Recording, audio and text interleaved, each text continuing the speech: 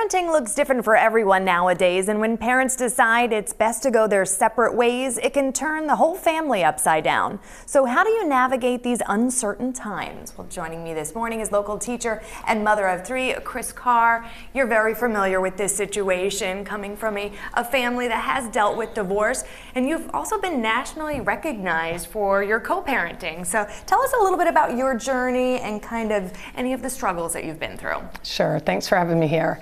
Yeah, we divorced in 2011. Andy and I met in college. We'd been together for about 20 years, from dating until, the time that we were going to go through that really difficult time.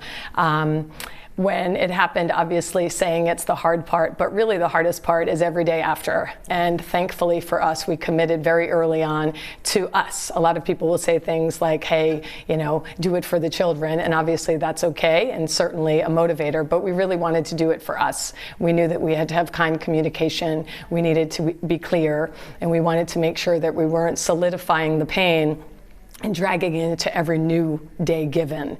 And looking like you guys take part in a lot together, still keeping that union, although you may no longer be a couple. What are some tips that you could offer people, maybe someone who's going through it, about to go through it, or consider? What sort of advice would you give, or tips from your experience? I think one of the biggest things is recognize you're stuck together. You're going to be together for a really long time. So the sooner you can get to that acceptance, the sooner you can sort of take the emotional out and realize, almost like a business, we have to run this. We have to set a schedule. We have to honor each other's space and realize that we are the primary relationship. Everything else is on the periphery. I think we have to be careful about who we surround ourselves with. Friends. Yep. Friends in the beginning that might stoke the anger are helpful for maybe the first few months, but then the ones that keep us stuck, you got to be careful about that, because we want to fly, we want to move forward, and we also have to make sure to stay a team connected in raising our children, setting boundaries that are clear and being consistent together. And you said that telling your kids, that you're getting a divorce, parents who are going through that, that's, yes, a challenging part, but perhaps not the hardest, coming from someone who's been through it.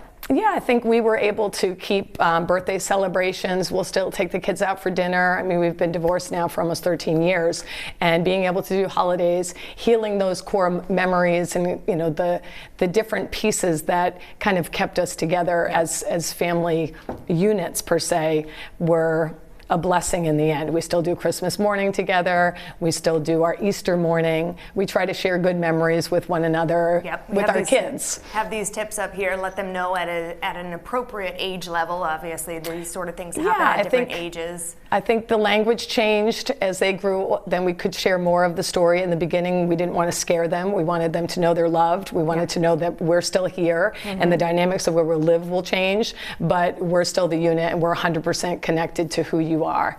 And I think I always likened it to like a tennis match. Andy and I both played in college. We had a great first set, second set, not so, but we still have a third set, and we got to play on. We don't want to crash our racket, and kids are watching. So both he and I, coaches, teachers, what was our coping skill when things didn't go our way? How were we going to handle the channel and the change?